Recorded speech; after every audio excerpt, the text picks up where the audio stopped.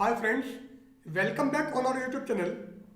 Today in classical mechanics we will discuss about a basic definition of center of mass frame of reference, that is C frame. तो C frame क्या है, ये centre of mass frame of reference किसको कहेंगे, उसके बारे में आज हम यहां पर क्लासिकल मैकेनिक्स में डिस्कस करते हैं. So centre of mass frame of reference or C frame.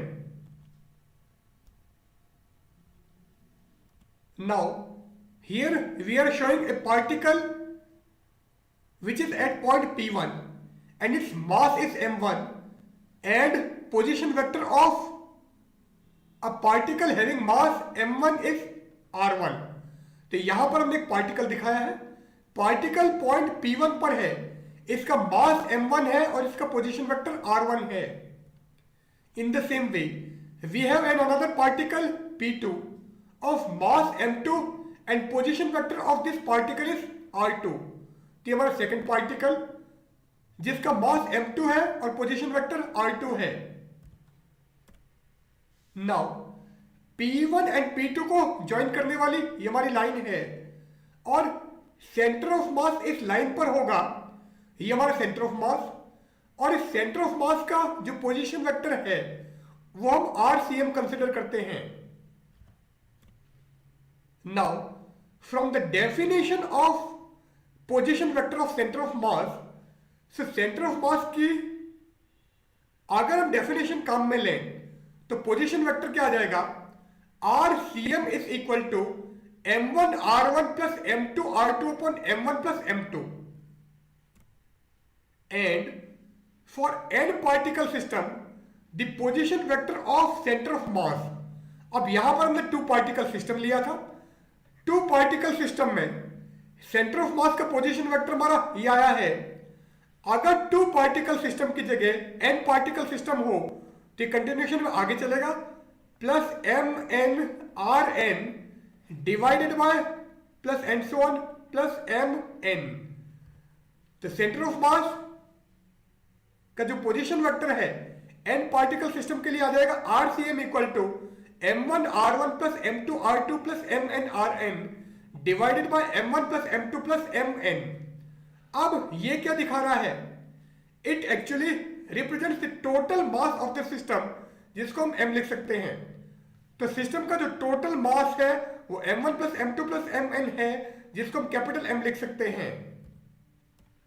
Now अगर मैं इसको सिग्मा नोटेशन में लिखूं तो RCM क्या आ जाएगा, sigma i equal to 1 to n mi ri divided by sigma i equal to 1 to n mi, और ये आ जाएगा total mass of the system that is m. तो सिस्टम का टोटल मास हमारा ये होगा, जिसको हम कैपिटल M लिख सकते हैं. So RCM equal to 1 upon m sigma I equal to 1 to n mi ri. A frame of reference carried by the center of mass of an isolated system of particles is called the center of mass frame of reference or C frame. अब C frame, ये center of mass frame of reference क्या है, एक ऐसा frame of reference जिसमें किसी isolated system का centre of mass हो, उस फ्रेम ऑफ रेफरेंस को हम centre of mass frame of reference या सी फ्रेम कहेंगे.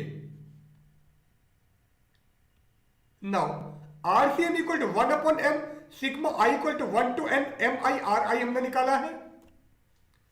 If RCM means this one represents the position vector of centre of mass in C frame.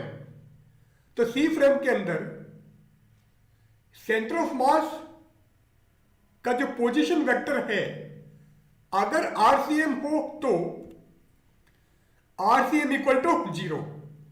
अब RCM 0 है तो इसको मैं 0 कर देता हूं. एंड VCM क्या होगा, dRCM अपॉन dt, क्योंकि V होता है हमारा dr by dt.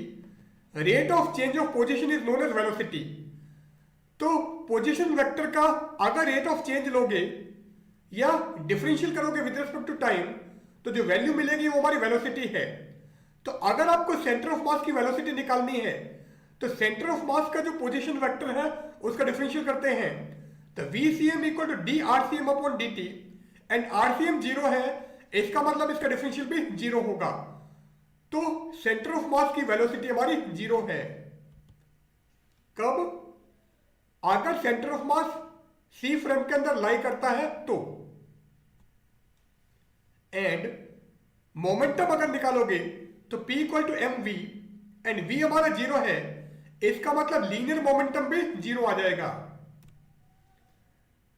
And momentum zero है इसलिए हम सी फ्रेम को, ये centre of mass frame of reference को जीरो मोमेंटम फ्रेम भी कहेंगे।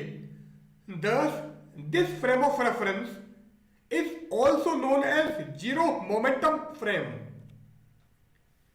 Since in the absence of external force, C frame moves with constant velocity, so it is also called inertial frame. अब external force की absence में सी frame हमारा constant velocity से move करता है। सो इस फ्रेम ऑफ रेफरेंस को हम inertial frame भी कहते हैं। So C frame is actually inertial frame. So here we end our session. In today's session we have discussed about C frame or center of mass frame of reference. So goodbye.